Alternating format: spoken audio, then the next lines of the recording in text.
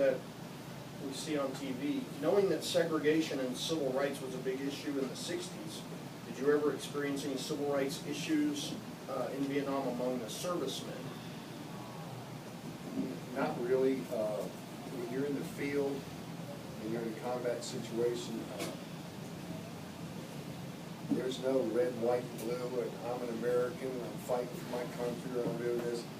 You fight for the guy next to you. It doesn't matter if he's a black guy, if he's a Mexican guy, if he's an Asian guy.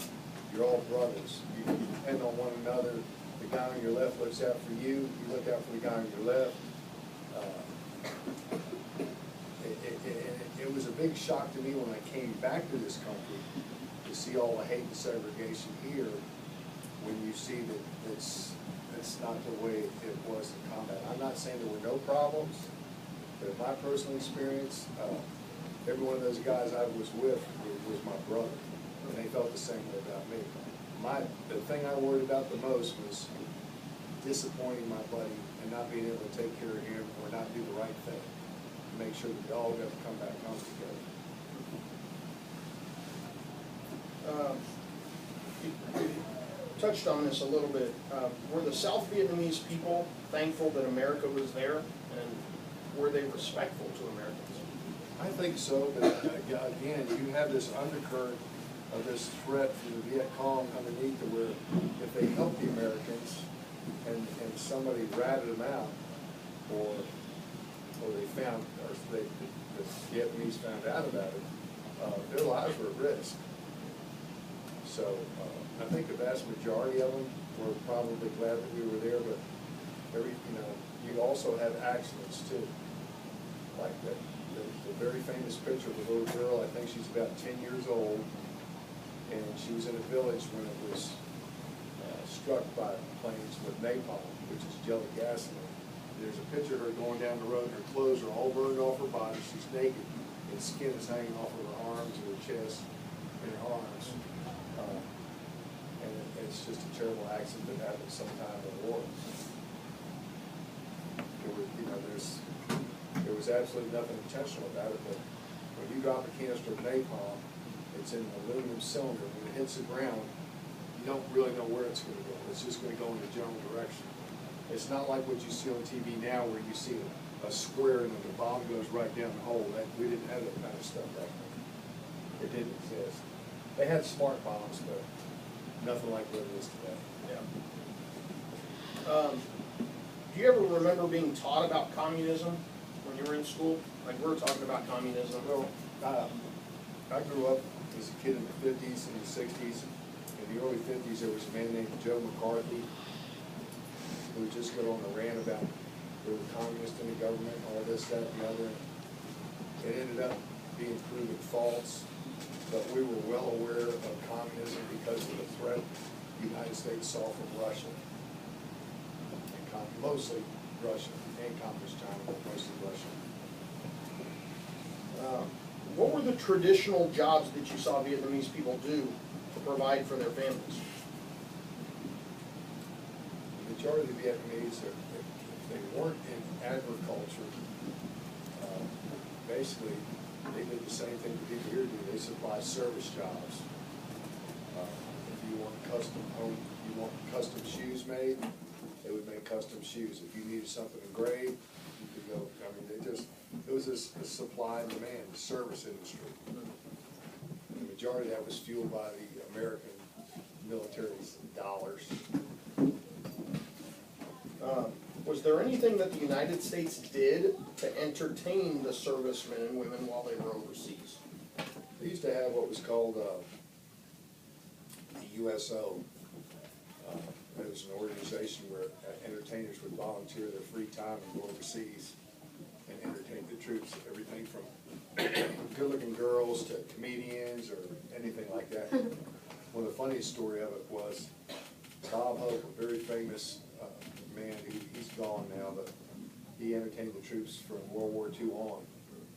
Traveled all around the world with all these other entertainers, and he put on this big show at this one base at Christmas time, and they found out about 6 months or a year later underneath of this area where he did this big show was the largest single tunnel complex in the entire country of Vietnam. The North Vietnamese and Viet Cong had dug, they had field, excuse me, field hospitals under there, cafeterias, they had schools, anything you could have above ground, they had dug out and they were right below or above. They were that close and nobody knew about it. They had dug all kinds of tunnel complexes all throughout Vietnam. You had mentioned about an island in the Philippines that the United States. In the Philippines, there's a place called Subic Bay. It's a few hundred miles south of Manila, the capital city. And it was a big bay, just shaped like a big, huge U. And in the middle of it, there was an island that the Navy had put these two huge guns back in the 30s as a defensive area for the bay.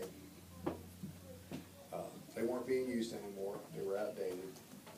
And this area in Subic was a big support area for the Navy. That's where they used to have their ships finished and worked on. They were trying to keep the guys from going into town, sort of like Tijuana or Juarez, trying to calm it down a little bit, and they built, out on this island, they built a small area, like a hotel, for 50 cents a night. You could sleep in the equivalent was a twin bed, which was like heaven to us, because we just slept on these little small, thin mattresses. They had a list of men's clubs set up there, they had thatched huts, you could have beer parties out on the beach, you could go scuba diving or snorkeling right off of the island. It was set up to try and keep the guys from going into town and getting in trouble, and it was just mildly successful. Okay, whenever you were in Vietnam, how did you stay in touch with your family? The only thing that we had available back then were cassette tapes, and write letters. You could write up where you would put the stamp, you could write free. It was considered a combat zone, so you didn't pay any postage for letters, just for packages. Were there ever any packages that you sent or that you received? I received a package from your grandmother, and it had bourbon balls in it. And what that was, it was like chocolate fudge, and she had poured Kentucky bourbon in it. And when I got that package, I was one of the most popular people around, because everybody wanted a couple of shots of that candy to eat. That's potent alcohol. You know, it's like, it's a type of whiskey.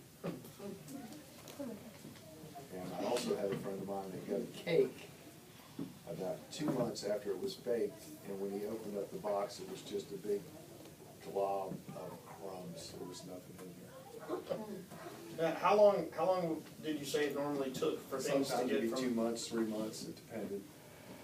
They weren't too worried about it. So you sent some chocolate chip cookies and it's like chocolate chip cardboard, huh? Yeah, more or less. All right, how old were you when you got out of the Navy? I was 20 years old.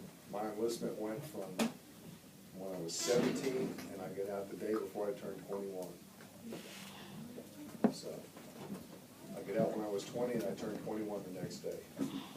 What was the very first thing you wanted to do when you got home? I want to drink a glass of real milk, Real milk?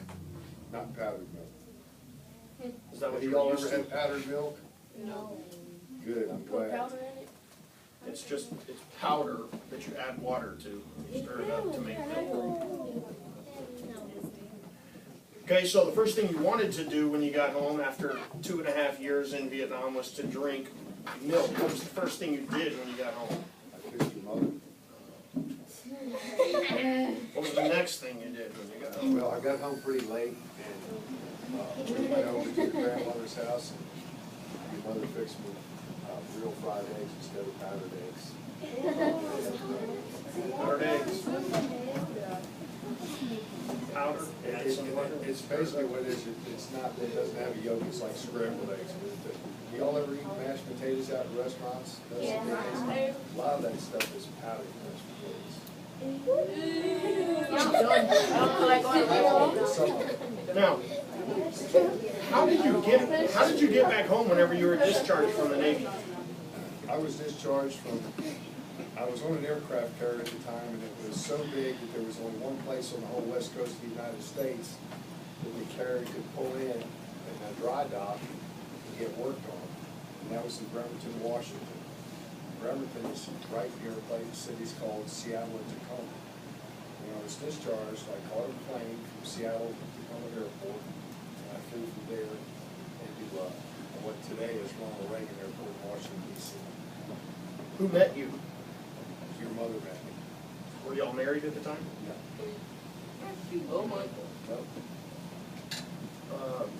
Was there anything that was noticeably different about home whenever you got home? You know, 2.5 years being gone and returning. The cars were different, people looked different, they dressed different. Probably the biggest problem was trying to identify the cars, because back then, it's not like today. Back then, all the manufacturers only had 2 or 3 different models, and you would know the year, the style, the engine size. And things grew, trees grew, and a few things changed, but I think it was probably most of the people. What made you want to move to Texas? We're getting towards the Work, work, which translates as money. To have a family to take care of it. Outside of Washington D.C., the majority of the money there that's spent on building is controlled by the federal government. And if the federal government's has problems, they're not gonna spend money for construction. So work got very slow back there, so work was very good in Texas, so we moved from Virginia. Not too far from Quantico Marine Corps Base to Fort Richland Hills in 1978. and that's where you live to The this day? same house that we moved into in 1978. Okay. And I have to ask this, this might be the most important question of the whole day. Of your 6 children, who is your favorite? You are! That was an extra credit question. Anybody that didn't smile, don't get the extra credit.